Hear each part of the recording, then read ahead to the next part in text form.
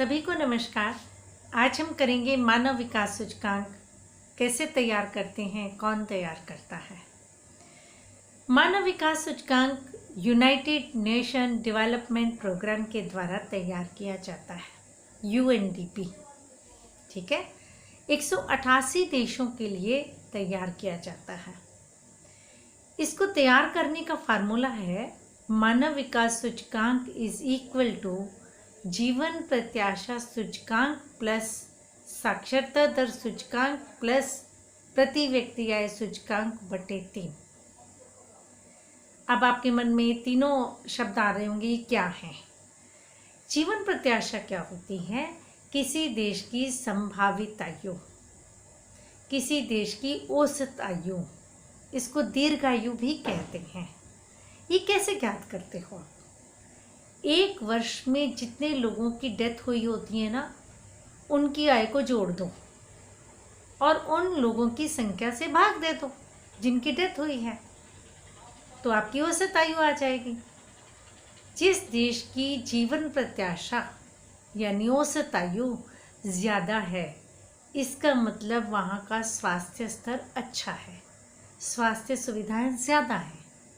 और जिस देश में ये संभावित आयु कम है, इसका मतलब वहाँ स्वास्थ्य अच्छा नहीं है। दूसरा शब्द आपने पढ़ा साक्षरता दर। कोई भी व्यक्ति जो पढ़ सकता है, लिख सकता है, समझ सकता है, उसे साक्षर कहते हैं। यूएनडीपी ने साक्षरता दर ज्ञात करने के लिए दो चीज़ों को काउंट किया। प्रौढ़ साक्षरता दर का प्रतिशत निकाला और सकल नामांकन दर में प्रतिशत निकाला।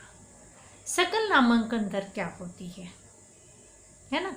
सकल नामांकन दर है प्राथमिक, माध्यमिक और उच्च विद्यालय में उच्चतर शिक्षा के लिए कितने प्रतिशत बच्चों का नामांकन रजिस्ट्रेशन हुआ है, उसे सकल नामांकन दर से पुकारा गया। जिस देश की साक्षरता दर अच्छी है, इसका मतलब वहाँ का जो शिक्षा स्तर है वो अच्छा है। जिस देश में सकल नामांकन दर, प्रौढ़ शिक्षा दर यानी साक्षरता दर अच्छी नहीं है, इसका मतलब वहाँ पर क्या है? शिक्षा का स्तर अच्छा नहीं है। तीसरी चीज़ काउंट की प्रति व्यक्ति आय। प्रति व्यक्ति आय आप जानते हैं, देश की कुल आय बटे देश की कुल जनसंख्या। तो मानव विकास सूचकांक ने जीवन प्रत्याशा, साक्षरता दर और प्रति व्यक्ति आय, इन तीनों को इक्वल महत्व दिया है ना। यानी देश, हमारे मानव विकास के लिए ये तीनों ज़रूरी हैं।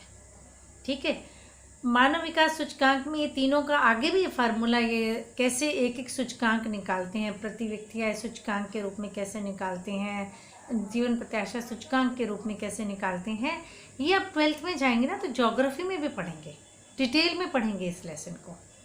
तो ये याद रखें, मानव विकास सूचकांक तीनों को इक्वल महत्व देता है। तभी तो ये तीनों की चीज़ को डिवाइड करके डिवाइड 3 से करता है ना। ठीक है, मानव विकास सूचकांक के फार्मूले में आपने 3 से डिवीज़न किया। अब आपकी बुक में दिया है भारत और उसके पड़ोसी देशों का मानव विकास सूचकांक में स्थान। आप देखिए, भारत का स्थान कितना है? 131वां है। क्या कोई देश ऐसा नज़र आ रहा है जिसकी सूचकांक, मानव विकास सूचकांक में स्थान भारत से आगे है ना? श्रीलंका। कई बार आपका 1 नंबर का प्रश्न आता है कि वह कौन सा देश है भारत के पड़ोसी देशों में जिसका स्थान मानव विकास सूचकांक में ज़्यादा है। छोटा सा देश श्रीलंका ऐसा देश है जो शिक्षा, स्वास्थ्य और प्रति व्यक्ति आय में हमसे आगे है। क्लियर? समझ आया?